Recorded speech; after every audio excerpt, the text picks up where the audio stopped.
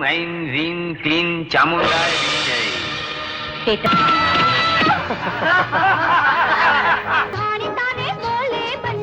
અરે ઓ સજની છોડો એટલે માડીના મંદિરે આવીને બેઠો. તમારા જેવી જ હાલત મારા હૈયાની છે. એટલે ખોટું બોલીને. નમસ્કાર મિત્રો, સ્વાગત છે તમારું આપણા યુટ્યુબ ચેનલમાં, જ્યાં આપણે વાત કરીએ છીએ ગુજરાતી સિનેમાની એવી ભૂલાયેલી પરંતુ અમૂલ્ય ફિલ્મો વિશે જે આજે પણ દર્શકોના દિલમાં જીવંત છે. મિત્રો, આજે આપણે વાત કરવા જઈ રહ્યા છીએ એવી કેટલીક સુપરહિટ ગુજરાતી ધાર્મિક અને ઐતિહાસિક ફિલ્મોની જેઓએ પોતાના સમયમાં દર્શકોના દિલમાં શ્રદ્ધા, ભાવના અને ભક્તિનો દીવો પ્રગટાવ્યો હતો. અને મિત્રો, આ તમામ ફિલ્મોના કેન્દ્રમાં બે જ નામ વારંવાર સામે આવે છે: રણજીત રાજ અને સ્નેહલતા. એટલે એમ પણ કહી શકાય કે રણજીત રાજ અને સ્નેહલતાએ ગુજરાતી સિનેમામાં સાથે મળીને કરેલી ધાર્મિક અને ઐતિહાસિક ફિલ્મોની આ એક ખાસ યાદગાર યાદી છે.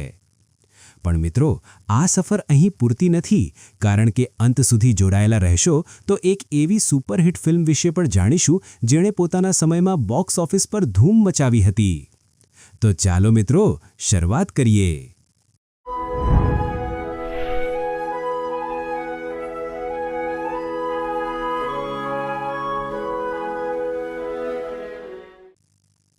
મિત્રો, રણજીત રાજ સ્નેહલતા અભિનીત સુપરહિટ ગુજરાતી ધાર્મિક પહેલી ફિલ્મ ભગવાન શ્રી કૃષ્ણ વર્ષ 1984માં રિલીઝ થઈ હતી.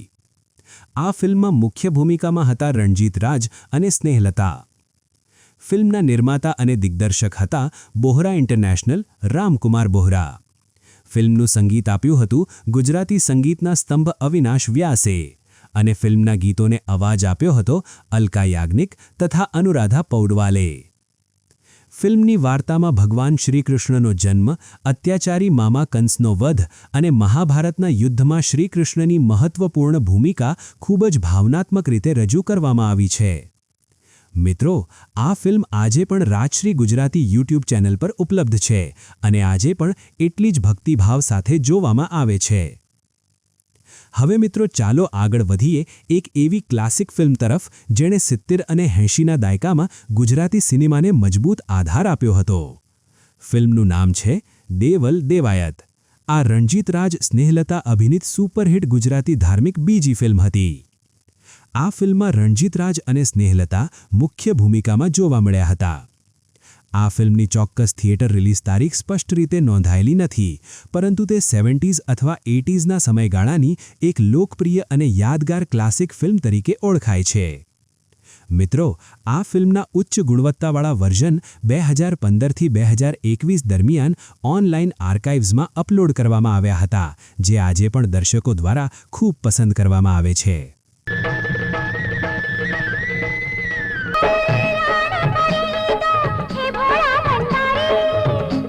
નહોતું કહ્યું કે વાંસળી સાંભળીને બધી જ ગાયો આવી જશે? હા, તારી ભૂંગળીમાં દમ છે. કેરી કથાએ પ્રીત કેરી જીતે તું જાણ કુંડલડી તમે. મિત્રો, હવે વાત કરીએ એક અતિ શક્તિશાળી ધાર્મિક ફિલ્મની. ફિલ્મનું નામ છે જય ચંડી ચામુંડા. આ રણજીત રાજ સ્નેહલતા અભિનીત સુપરહિટ ગુજરાતી ધાર્મિક ત્રીજી ફિલ્મ હતી. આ ફિલ્મનું દિગ્દર્શન કર્યું હતું ભૂપેન્દ્ર દેસાઈએ અને ફિલ્મના નિર્માતા હતા હમીદ સમા.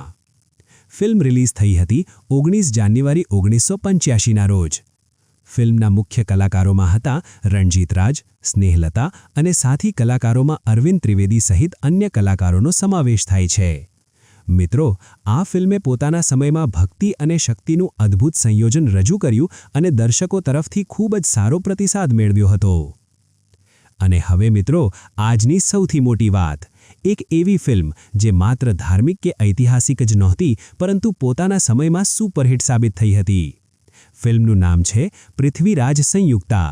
આ રણજીત રાજ સ્નેહલતા અભિનીત સુપરહિટ ગુજરાતી ધાર્મિક ચોથી અને છેલ્લી ફિલ્મ હતી. આ ફિલ્મ રિલીઝ થઈ હતી 31 ઓગસ્ટ 1988ના રોજ. ફિલ્મમાં જોવા મળ્યા હતા રણજીત રાજ, સ્નેહલતા, અરવિંદ ત્રિવેદી, ચંદ્રકાંત પંડ્યા, નલિન દવે અને ફિરોઝ ઈરાની. ફિલ્મનું સંગીત આપ્યું હતું ગૌરાંગ વ્યાસે. અરે ઓ સજની छोड़ो शर्म ओ सजनी।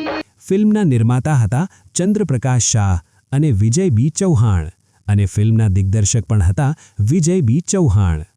મિત્રો, આ ફિલ્મે ગુજરાતી સિનેમાની સુપરહિટ ફિલ્મોમાં પોતાનું નામ સુવર્ણ અક્ષરોમાં લખાવ્યું અને બોક્સ ઓફિસ પર શાનદાર કમાણી કરી હતી.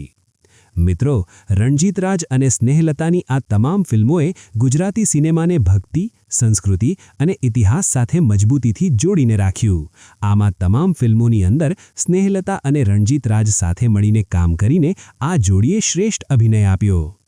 જો તમને આવી જૂની સુપરહિટ ગુજરાતી ફિલ્મોની માહિતી ગમતી હોય તો વિડીયો લાઇક કરો, ચેનલને સબસ્ક્રાઇબ કરો અને કોમેન્ટમાં જરૂર લખજો તમને કઈ ફિલ્મ સૌથી વધુ ગમે છે. ફરી મળીશું મિત્રો આવી જ એક નવી ગુજરાતી સિનેમાની યાદગાર કહાની સાથે. ત્યાં સુધી જય શ્રી